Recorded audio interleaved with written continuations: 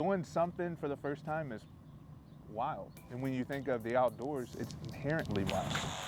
I think most important thing for me is sharing an activity, sharing what I love with people that have not experienced that or have some kind of barrier related to it.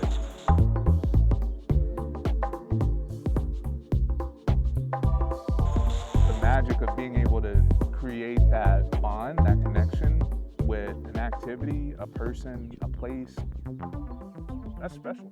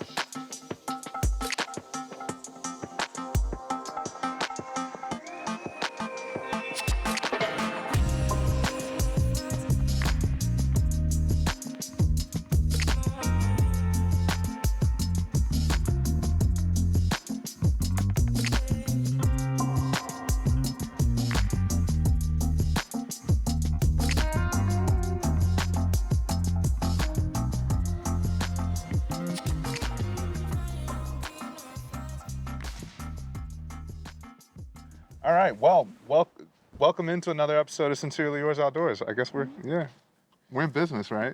Yeah. Business is business. Business is booming. How we feeling today, my friends?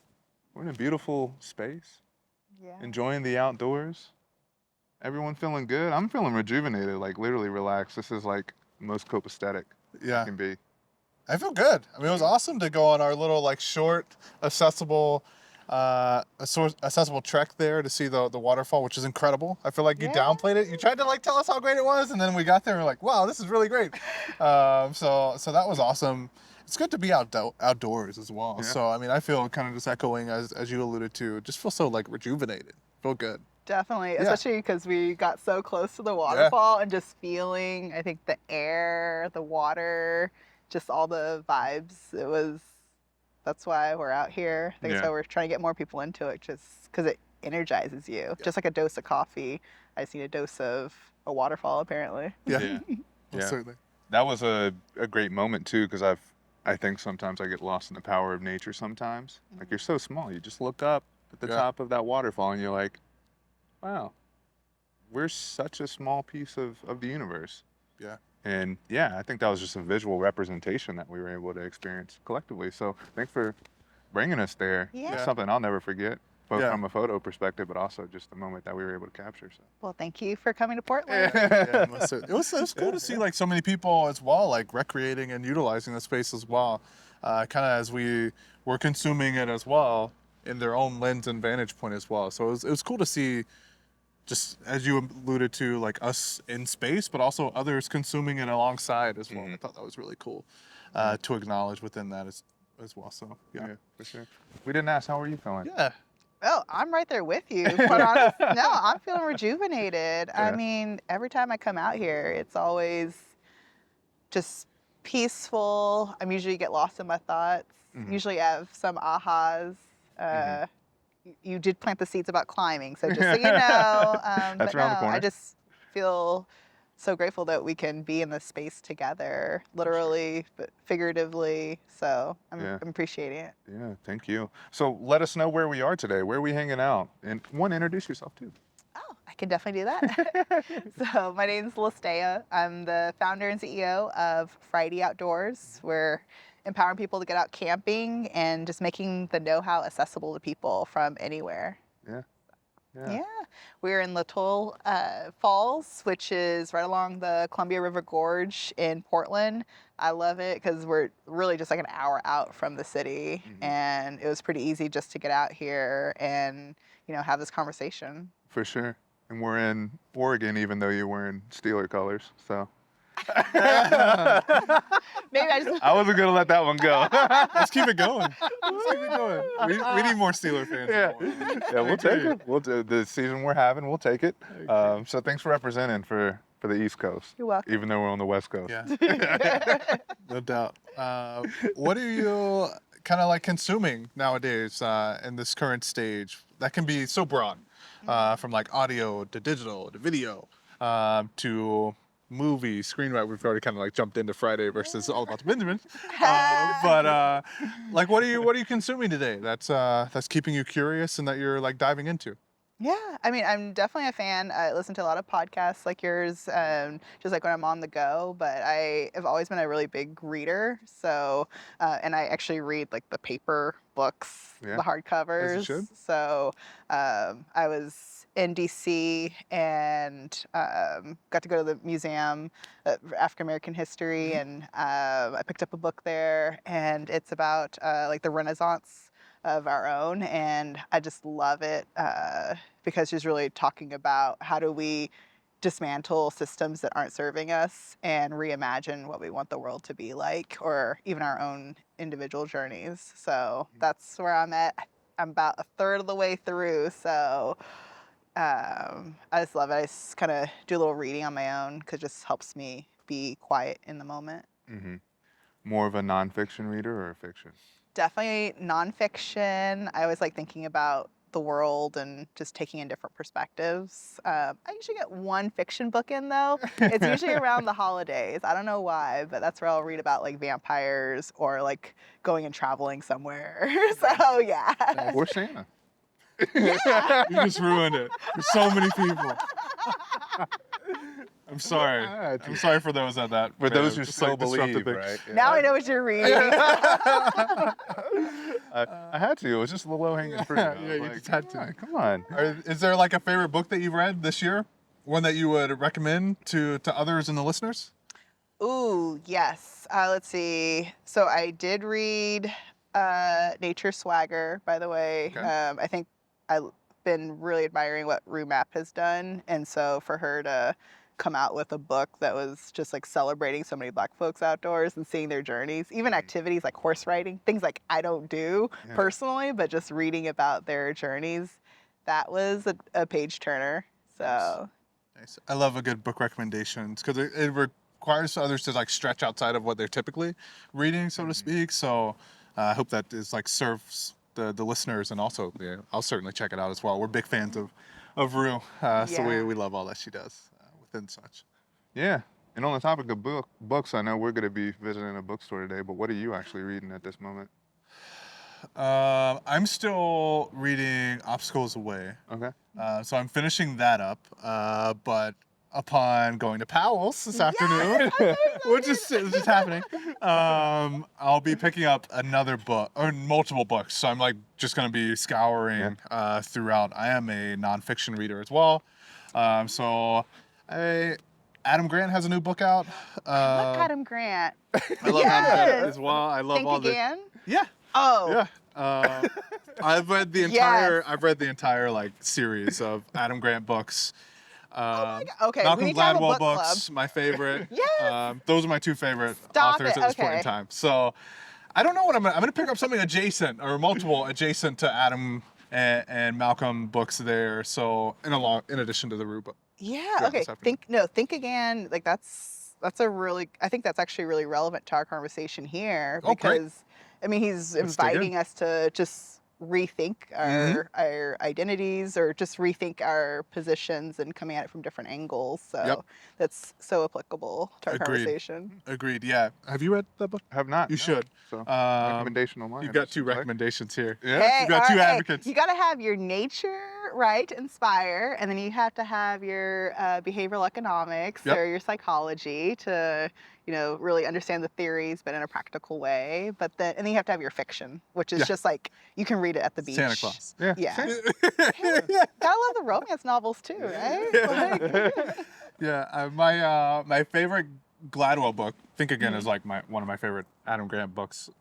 Is Tipping Point, yes. which like draws into the conversation that we had yesterday as to the mechanism, the event, the critical mass that tips the scale, which I think is also can draw in the conversations that we're having, which I would love to weave in to the latter questions that we have throughout our time here. So all good books. But yes, I'm very much excited for Powell's this afternoon. Yeah. Okay, you're about to have a great time. Who knew we had this in common? Yeah. I love it. Most certainly. Most Shared certainly. connection. This is Yeah. great. Yeah. Book club. Book club indeed. Yeah, no doubt. No I doubt. mean, who needs Oprah's book club when we got Sincerely yours. Sincerely Yours book club, right? there's legs there. Yeah. We could get something. We can build something. Who knows? No doubt. That's great. So, I mean, we're in Oregon today, but, you know, your journey originated in California and spending time in that space. So I know we always like to set a framework of, you know, what was the first experience you had outdoors? And maybe it was completely different than what it has become today, which I think we know what that is. But can you give us some context around how you found yourself outdoors when you were young, or even your first experience outdoors? Sure, yeah. And I've been enjoying hearing about you guys growing up with it, with the grandparents. Yeah.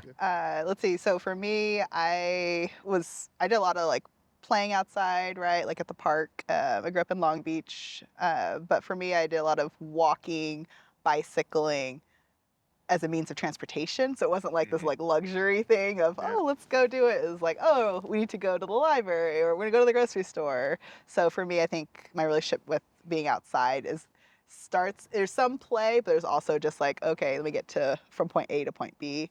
And then later on, I was 11 and my parents had passed away. And that's when I was introduced to hiking.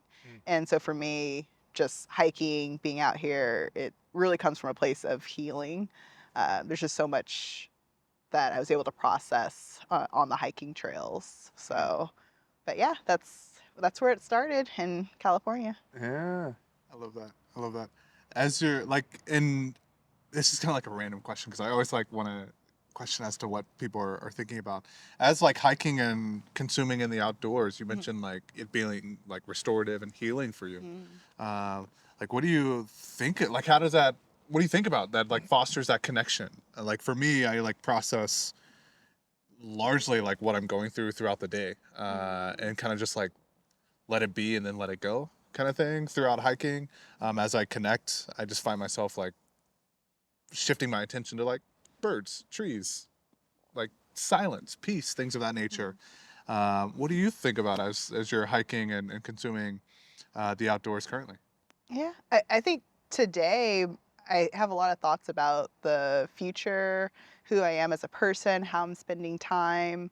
You know, have a startup, but I'm also a wife and a mom and a little 3-year-old. So I think about the present, but really what do I want the future to look like? And not just for myself and my family, but really as a community, what does a future of joy look like? What is that, and how can I really contribute to it? Yeah, for sure. And I think joy is the outcome that we're hoping for, but I always think of the starting point is curiosity, and I think you facilitate that in a lot of different ways. I want to kind of reference your story. What was the moment that it turned recreation or the outdoors as more than just a mode of transportation, but as a space where you could thrive? Do you have a moment that you like, oh, maybe it was, you know, me birding or mountain biking and I hit this trail and was like, oh, this is amazing. Yeah. I want to, you know, spend more time out here, but I also want to take care of this space because I want it for my daughter and young Pharrell to be able to run through. So like, do you have moments like that?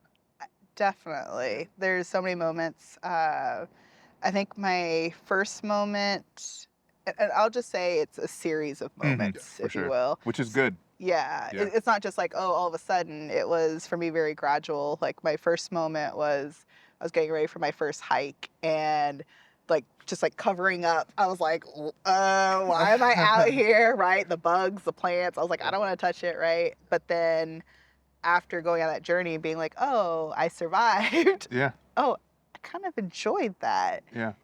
That's when it became something that was like, okay, I go from this is a means of transportation to now I'm on this thing called hiking and I like it. Let me keep doing it. And so then I kept hiking for years, and a lot of those hiking trails started campgrounds, and then that was really my planting the seed over time of like, what's this camping thing, right? So for me, it was a lot of little moments that then just led up to me really just enjoying being out here. Mm-hmm. Yeah, I love that. And as you reflect on these moments, now that you have a kid and you're able to like pass these on, what kind of comes to mind for you? I think of all of, especially the impetus of the show of like writing postcards in hopes that I can have an experience that I'm sure you're having now of like taking my family or a child out and say like, this is all yours. Which I think is the goal. That's the expectation of what your work is, what my work is, what this show is. This is all yours. Enjoy it. Like, what are moments like that for you? Ooh. I know we're getting like super deep. Oh. Well, so my daughter's 3, and she's already so confident with, oh, let me get this kind of wood and build a campfire. We're still lighting it, but she knows like. A good preface. Yeah. Okay, so but she knows how to stack it up, make a log cabin campfire. Yeah. She knows how to set up a tent, and when I see her building up this experience, confidence, but also just like pure bliss out there, it makes me really proud that while I found my relationship with the outdoors over time and much later in my teenage, really adult life, she's really getting that experience from a young age. So I feel like within one generation, I was able to really change the narrative and really change the future of what, not just myself, but then also others who were helping to get out, what that next future looks like. It was just like within one generation, just by starting to get out there. So definitely feeling proud. Yeah. And thank you for that. You know, that I don't want that to be glossed or just pushed to the side. The work we do starts, inherently with our own families, like if you want the next population of recreationists to be us, Black and brown people, like, let's make sure that they have access or can see themselves outside or have a mentor. Like that's kind of the through line for everything that we've experienced is like everyone just needs someone that cares about them and wants to take them outside and say, explore. And that can be in whatever capacity you want it to be, and you're doing that. So. Exactly. It just happens. I mean, we do it within our own families and our friend groups, but then people who we've been working with Fridie Outdoors, like I had someone who never been camping, and she went to go get her first tent and her first sleeping bag. She heard about Fridie Outdoors, and she was a woman of color. And when she saw that, like, wait, you're creating this, like, it even provided more empowerment to not just,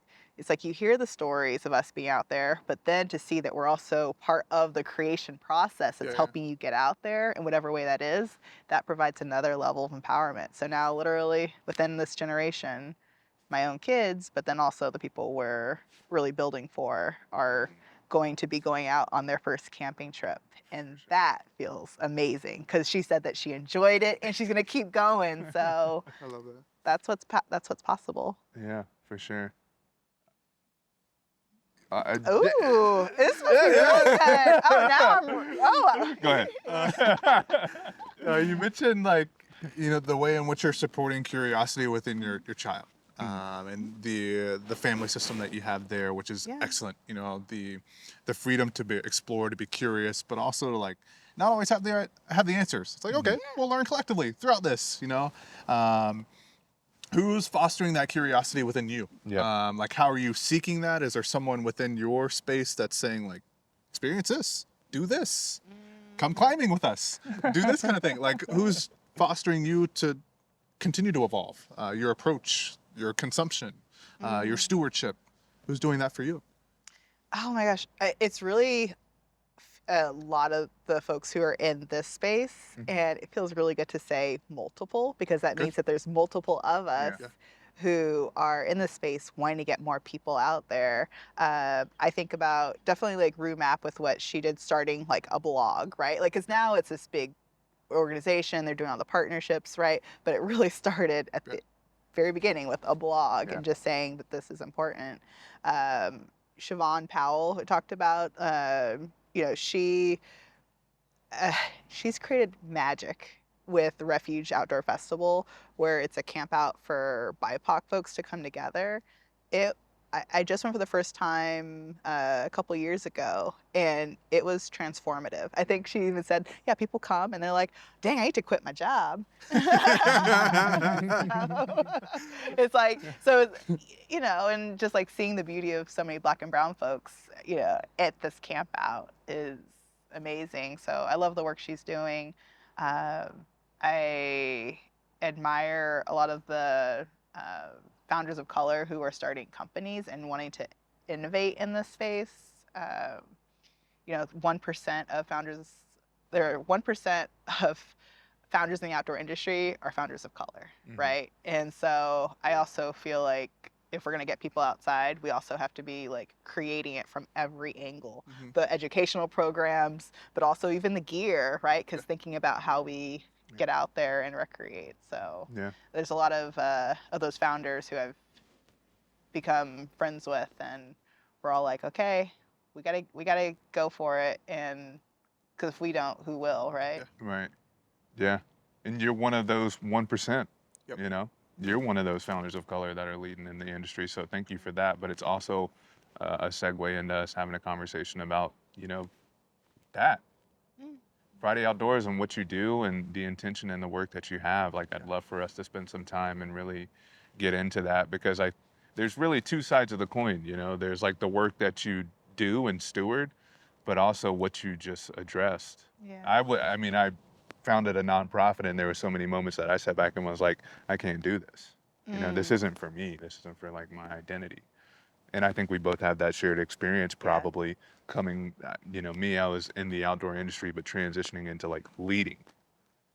You know, what has been your journey historically to go from an organization that you were once with to now stewarding intentional work as a person of color, really for everyone, but like an intention for serving our community? What has that been for you? It's, I mean, like I said, if we don't do it, who will, right? So for me, it's the fact that I came from the tech industry, the fact that I got into outdoor recreation really as an adult. So like my first camping trip, I was already 23, right? And I just felt that coming from that perspective and also knowing the power of representation, like I had to really act on this idea of making camping and outdoor skills available from everywhere. Because I was like, too many times I've been camping and seen people lifting up their phone to the sky, being like, I thought I could look this up, literally to like start building a fire. People think that they can look it up once they're out there or set up their tent. And I was just like, I know I can solve this. And so I've been in tech for over 10 plus years, and just said, I know I can solve this. Let me just start.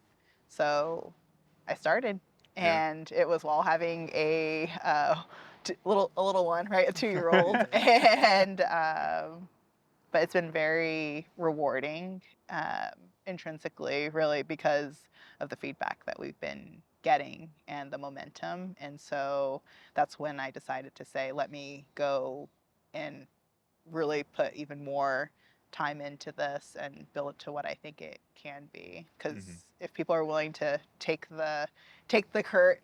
build up the courage to go out camping, I want them to have the best experience. And the best, there's no definition of what the best is, but I want them to go out there and just feel confident that they know what to do, or at least that they have the resources available to them, whether there's internet or not, right? Like that they can figure it out. And that can really mean the difference between people having a good time and wanting to go out again, or going out there and being like, I didn't know it didn't work. I'm never doing this again. And that's really what we're designing for, is that experience of once you're out there. Mm-hmm. And I think like it's great that you've created that. And it's hard for us, I think, oftentimes those that have consumed the outdoors for so long, such as we had, to harken back to the start and the concerns that we had, or the times in which we went out and we were ill-equipped and didn't have the knowledge or the skill set or the understanding of like what was needed. So I think you're really feeling like an exceptional void there for people to equip them, so that they do have a great experience and then come back as well. But I think there's like this interesting like dichotomy between like technology and outdoors. Yeah. And I don't think oftentimes we think of them like symbiotically. How are you addressing that and bridging that gap? Yeah, it's two things that you don't think go together, but actually when we talk to folks early on about reasons that they don't want to get into camping, it's safety concerns, right? And despite the fact that walking downtown, if you're walking downtown at nighttime, I don't care where it is, you don't know what could happen. When you go camping, I've only had positive experiences. And so the fact that people said, well, there's no way of getting help when I need it, or be able to know what to do when I'm out there. Like, this is things that people have told us. And so to me, the fact that there are ways to design to remove that as a barrier, so that you have the skills, you have the access, so that you can feel confident, so you can feel safe out there, like, that is where technology and the outdoors goes together with very much intention, right? And so some of the things that we do with our Fridie Outdoors, so with the app, we're not designing to keep you in the app. We actually design for a very specific situation. So that way you need help, get the help you need, and then tuck the phone away to stay in the camping vibes, right? And that's what people are doing naturally on their own, except right now when they go to look, they just can't, because if they don't have the app, then they're just getting stuck, versus when you have it, then we're actually serving a specific need. And we're not the only ones thinking about technology and outdoors. We've actually been working with the U.S. Forest Service, as well as UW, doing University of Washington, looking at how to use technology to really bridge that access to outdoors. So these are things that naturally you don't think about, but technology does have a way of serving a need, but it has to be designed with intention, right? And I mean, right now you can download you can watch your Netflix show out there if you want, but if you need to know how to access water and treat it when you're out there, you can't do that right now. We can watch a movie, so that doesn't make sense. So that's what we really want to show: technology as a tool to help people. And coming from user experience and technology and being outdoorsy, I definitely felt uniquely able to bridge those together to really help people feel confident out there. And the approach is impeccable from a user experience. It's like, and I'm speaking your language, I'm sure, but with technology, apps, and such, it's largely around to like retain you. It's like, open up Instagram, here's your photo or photos that you want to see. Now let's stick around for about 30 more minutes to show you more stuff. So I love the ways in which you're like serving. It's like, here's what you need. Now get back out there. So I love the approach that you all have there.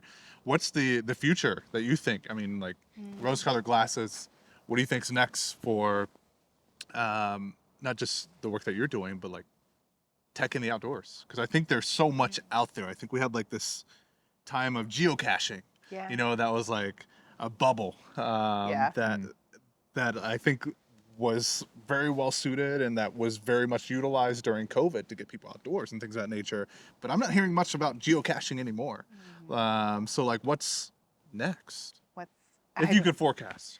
Yeah, I mean, the biggest thing is I am imagining a world where when folks go camping, they're not the only person of color out there, right? And that's because they're surrounded by so many people from different backgrounds who feel comfortable just going out, sleeping in a tent, enjoying the stars, right? Like having that whole experience. So that's the future, right? And to get to that, I think it's really a there's multiple puzzle pieces that are going to come into that, right? So there's going to need to be more of, government creating these spaces, right? Because that's how a lot of these national parks and state parks and county parks get created, and creating the policies, which is why I love the work you've been doing to work with government to create more accessible camping spots. Like, huge fan. And I do think that what you create is going to be a model for other cities to do. So I think the impact there. I also foresee that we're going to need to have people having more education, and obviously that's why I'm playing a role here, is to really bring the skills to it. I think gear has really been created for certain folks, certain size and figures and even income levels, right, to be able to recreate. But I think we're going to see a lot more innovation, even in the outdoor gear space, to make that happen. But then I also think that in the future, as you said, we had COVID, we had work from home. I think it gave people also a pause in life to really reconsider what they wanted life to look like. Maybe I don't want to just be working, 9 to 5, Monday through Friday, to put food on the table. Maybe I could imagine a life where it's actually about joy, maybe even bringing in some leisure, right? Yeah. And so I think that's going to take individuals, though, having that conversation with themselves, right, to maybe reimagine what life could be like. And I think the outdoors is going to be a big part of that. So we're pulling in our puzzle pieces. I know you guys are pulling in yours, and outdoor companies and, government. I think we're all doing what we can within our communities to really activate this. And anyone who's having that thought, like, maybe I should go on a hike, maybe I should go camping, maybe I'll like sleeping in a tent and it could be comfortable and cozy. What? Yeah. That is the future that I see coming. And so we're just putting in the work now to help create that and really accelerate that, so we can all experience, I think, what we've gotten to, which is that joy, confidence, freedom out here. Love that. And the individual approach that you all, like, you're living what you're working. You're like a testament to this from your experience now. Like, you literally taking us to see this waterfall.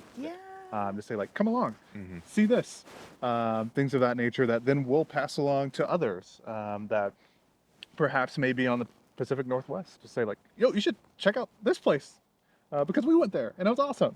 So that's like the individualistic approach of, like, stewardship throughout as well. So I want to give you kudos for being a testament to all the work that you're sponsoring and working on. I appreciate it. It starts with an invitation, right? Certainly.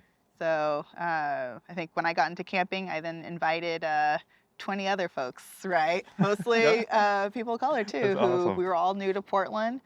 They hadn't been camping. And then now I know that even as they've had families, they're introducing it to their kids, and they're organizing trips with other multicultural families who are going camping. So it's crazy how we as individuals can make a decision to say, I want to go do this. I'm curious to go do it. And then it has ripple effects. And I think that's what is the beauty of community too. For sure. Yeah, that impact of really a multi-generational trickle-down effect is, like, huge. Yeah. I hope that I'm able to do that with my family. I'm sure that, like, done that. Yeah. Our grandfather accomplished that. Is like Totally. Yeah, it's like you're a living testament it. every time. It's like I'm so thankful for the time he spent with us outside, even for the sports or the activities. And I'm like, I'll never do that again. But it's good to know that, you know. But it's good to know. Yeah. So that's awesome. And Starts thank with an you. invite. Yeah. So, yeah. Thank you for all the work you're doing. I mean, all the people you're inviting to go and do something that they probably wouldn't have done otherwise. Now you've changed the course of their lives Yeah. and the people they know, because then Yeah. they're going to bring other people out. Yeah, for sure. And just to reference back to your app, I mean, I know when I started camping, it was a different time. You know, technology was not to the space that it's in now.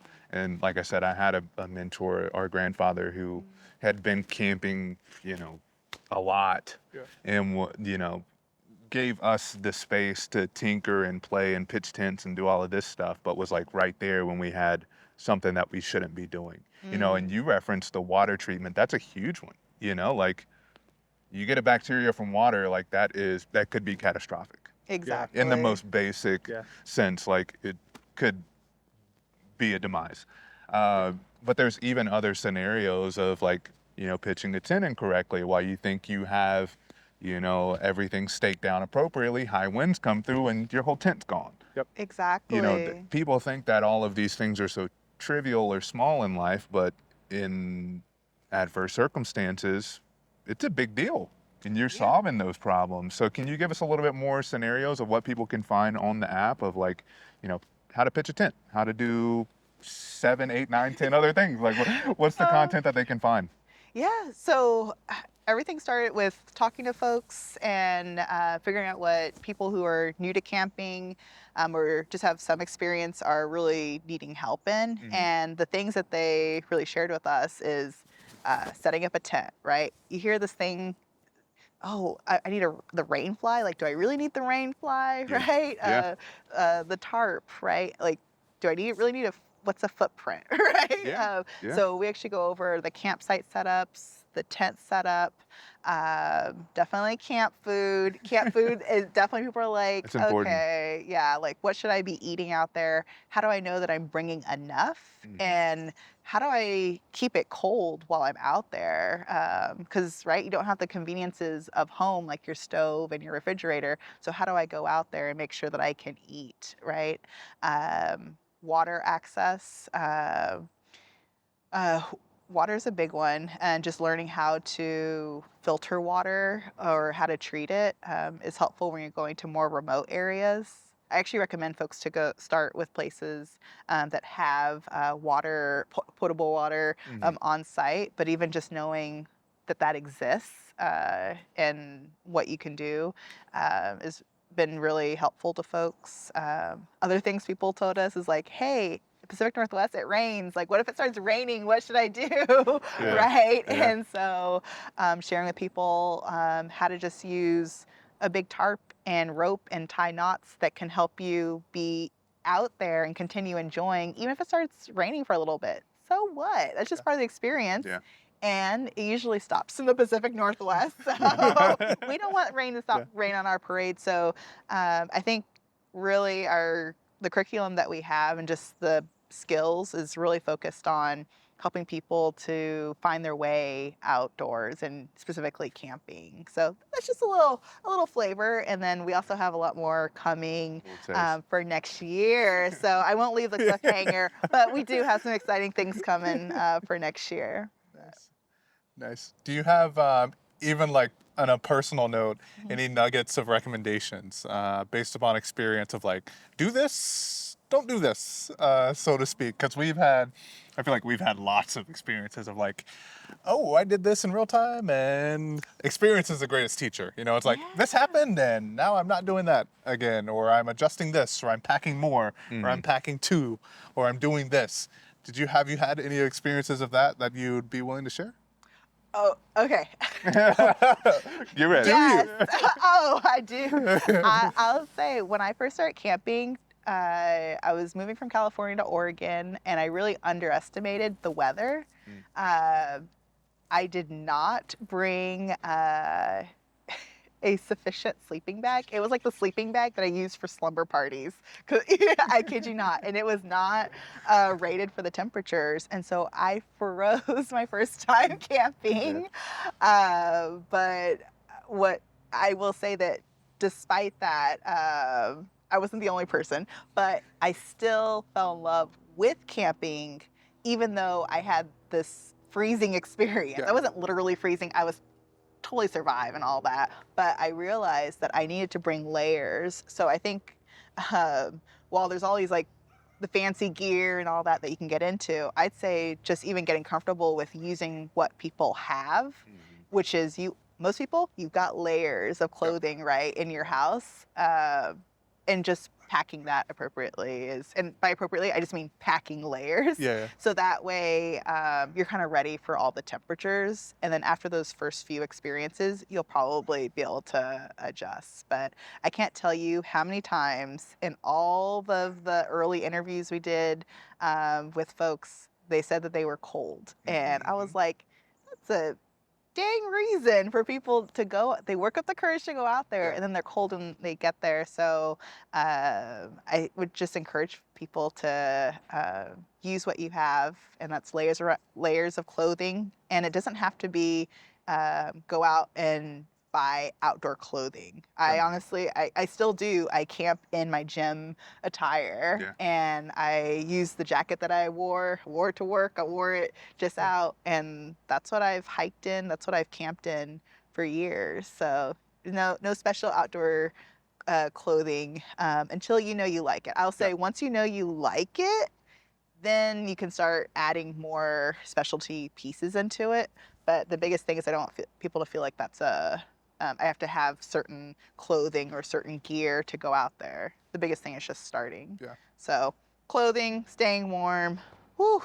Yeah. If you do that, I think you'll be good. And then just understanding your sleep system. I know when we went out, we did just bring like a yoga mat to sleep on.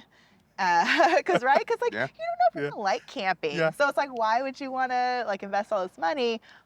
But I will say, even if you make maybe 2 investments that you're purchasing, I would say the quality, 3 investments. I would say a quality sleeping bag, and you can just borrow it. I know you have the gear library, so however you can, having a sleeping bag that's rated for the areas in which you're going to camp. Definitely having a sleeping pad, and there's been such innovation in this space that's also at an accessible price point. So just figuring out what sleeping pad works for you, and I think if you do those 2 things and have that sleeping system set up plus the tent, you can go camping. Like you don't need all the other bells and whistles. Like you can go. For sure. So. I think that's like what is like challenging for so many. You know, it's like there's this ideation of like you have to have mountain hardware and you have to have Patagonia and you have to have like everything, and it has to be Snow Peak and it has to be this and it has to be like, and I have to have the full outfit, when it's like just get out there, like have those 3 things that you just mentioned, and just give it a spin as it relates, and then you can make investments based upon your experience at that point in time. But encourage people to have, like I try to encourage people to have like 2 experiences. Because one, you're like, the first time you're doing something, you're never equipped as you think you are. And make your second trip based upon like the learning lessons that you had at that point in time. And then you'll have a good indication of like, I like this or I don't like this kind of thing. Exactly. It's very easy to make like initial decisions because I was too cold. And it's like, if that was it, wear more layers, try it again. Your second experience, then you can buy some Patagonia, some mountain hardware, some things of that nature at that point in time. So I think that's like the approach that I think we are, I know I'm certainly trying to encourage people to have. I know you're nourishing that literally with the gear library as well. So I think this is like a very good symbiotic of like knowledge, equipment, access, and then embark upon your own journey. So I love the approach. Get the layers around the house and get your sleep system set up, and you'll be warm and you'll get a good night's sleep, which is really what it's about. So you can just enjoy like all of this. Yep. I love sleeping in a tent because I just love the silence that comes along with it. I don't live in downtown Pittsburgh by any means. I'm suburbia now. Oh. But there's still like background noise, and you just hear a lot of like just jargon in the background when you sleep. And I'm still in a very quiet residential neighborhood, but it's just different when it's like this, you know. And I just wake up feeling different each morning. But admittedly and transparently, like my first few times camping, I was like fearful. It's like sleeping out here, like what's around me, and things of that nature. So, but each time I wake up and I just feel like totally rejuvenated. I know, it's magic. We talked about, you know, the highs that we get from doing these activities we love, and I think the high point of camping is that waking up. Oh, God. You can't describe it, but you just have to experience it. For sure. I like try to, when people ask me about that, I hearken it to like purchasing something for the first time, like something brand new. It's like, all right, I just bought this new jacket. I'm tearing the tags off of it. Ooh. And it just feels like you get that like snug fit. Yeah. I tell people that like that's how it feels when you wake up after camping in the morning. It's like you just feel like snug, warm, but you still kind of like rub your eyes. You got that new like car smell, so to speak. And I like hearken that to like waking up after camping. You just feel new. I love that analogy because actually, when you think about it, folks, we do spend money. We spend money on things, right? And you might go and get that latte, which is like used to be $5. Now it's inflation. Right. But we go to the Starbucks to get that coffee to make us feel good. We go and get that purse that's like, ooh, so pretty, right? And to make us feel good. And I do love my purses and my coffee and all that, right? But what I found as I got into hiking and camping is I actually needed to do less of the spending money on things. So that way I could spend more time and have more around experiences. And that shift, once I made that shift, I found that I was much more re-energized by coming out and hiking and camping, and then that internal gratification and that reward of just like, this is so gorgeous out here. That feeling lasts so long until the next trip. So I think the internal gratification from even getting outdoors is something to be said. So I think if that analogy resonates, it's like, you think you feel that from buying clothes? You just wait till you wake up out along that lake for the first time, or out in the woods for the first time, and have that experience. For sure. Yeah. So we're coming close on time. I want to be respectful of what you got going on for the rest of the day. So tell us how we can tap in and follow Fridie Outdoors. Social channels, everything. How can we download the app? Give us the deets. Definitely download the Fridie Outdoors app. It's on both Apple and in the Google App Store. Following on socials, right? I'd also say, even if you're someone who already loves camping, I bet there's a friend you want to take with you. Tell them about it, right? Because I've actually gotten feedback that it's been helpful for folks who have friends who they're trying to convince to go out, and just giving them the resources to do so. And I just want to tag onto that too, as another like support for your app, is sometimes people don't want to hear it from me. You know, like they don't want to hear it from a good friend.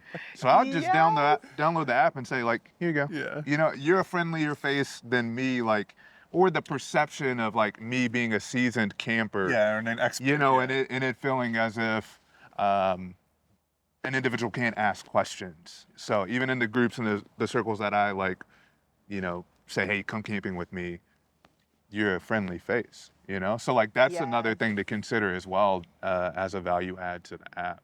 No, this is a really great point, and I can't tell you how many times we've had someone say, I want this because I don't know what I'm doing, my friend does, and I actually want to be able to show up and feel like I actually know something.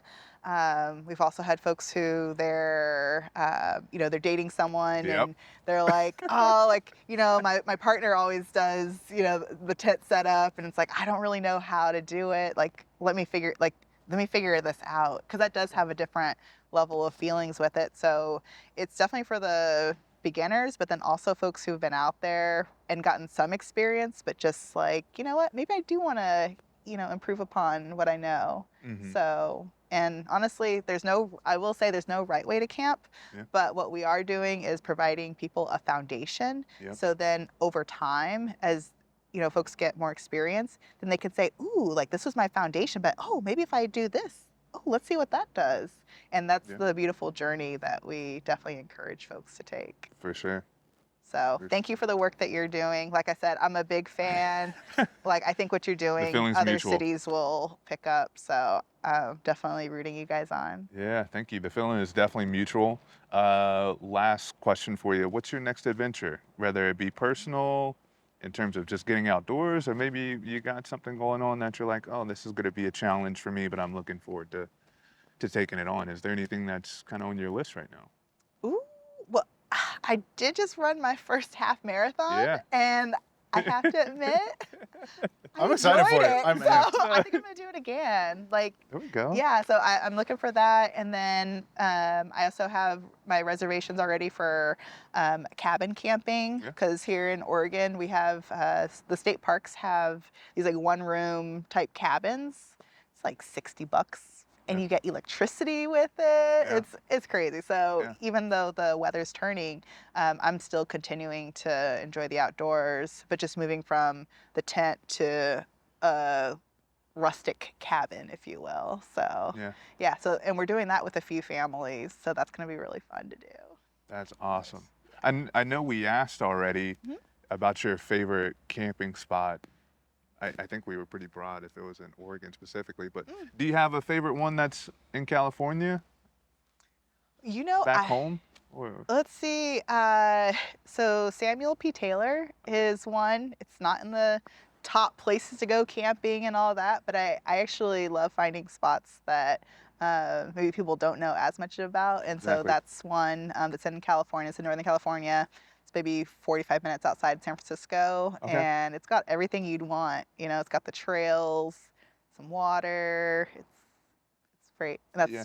that was where I did my first hike and started seeing people camping, so it holds a special spot for me. Yeah, that's why I asked, because there's so many national parks, and again, those are, I don't want to rank it. I mean, they're majestic places. All national parks are majestic, but there's also really great state and local parks, and I think that is such a conduit to creativity and access and engagement outdoors that we shouldn't devalue these spots. So I'm always interested in like, yeah. oh, what's the spot that I haven't considered that I need to go camp at? So I got one. You heard it here. The place is not on the top list. That's where I'm actually sharing to go. So. Perfect.